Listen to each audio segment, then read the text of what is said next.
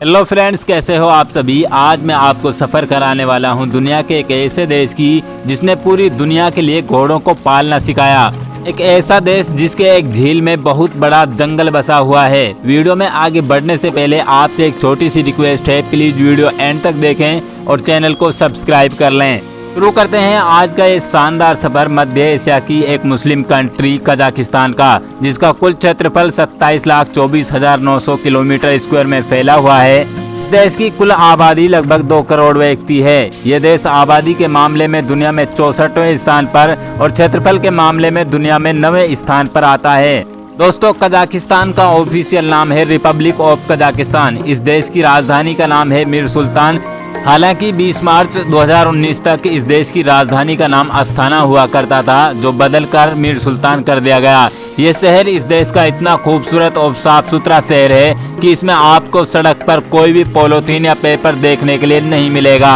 मीर सुल्तान शहर को सफ़ेद इमारतों और बड़ी बड़ी मस्जिदें और यहाँ की खरीदारी के लिए भी जाना जाता है। ये दुनिया का ऐसा देश है जिसमें आप गर्मियों में जाते हो तो आपको गर्मी सहन करनी पड़ेगी और सर्दियों में यहाँ का टेम्परेचर नॉर्मल -14 डिग्री सेल्सियस होता है।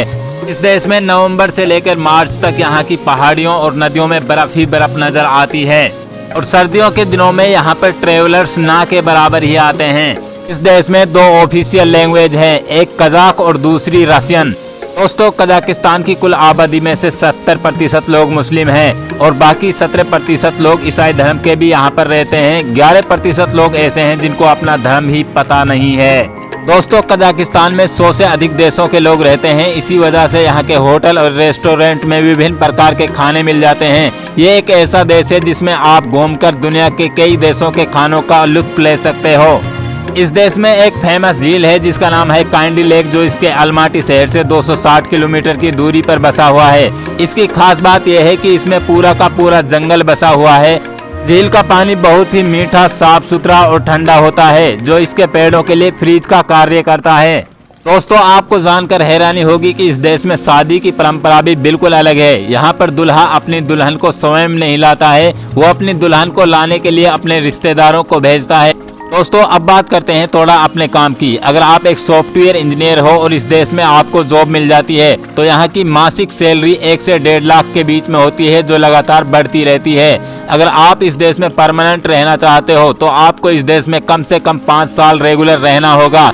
और दूसरा तरीका यह है, आप यहाँ की किसी लड़की से शादी कर लो और उसके साथ यहाँ पर कम से कम 3 साल गुजारने के बाद में आप यहाँ की सिटीजनशिप के लिए अप्लाई कर सकते हो। दोस्तों, अगर आपका इरादा इस देश को सिर्फ घूमने का है तो वो भी मैं आपके लिए बता देता हूँ। अगर आप इंडियन पासपोर्ट होल्डर हो तो आपको यहाँ जाने के लिए वीज़े की ज़रूरत नहीं होती। आप इस देश में पहुंचकर वीज़ा ऑन अराइवल 14 दिन के लिए ले सकते हो। कजाकिस्तान देश में एक सप्ताह को घूमने के लिए कम से कम आपके पास में 1 लाख रुपए तो होने ही चाहिए। तो दोस्तों, बताइए, क्या आप भी इस देश में घूमना चाहते हो? और ऐसे ही इंफॉर्मेटिव वीडियो के लिए आप हमारे चैनल को जरूर सब्सक्राइब कर लें।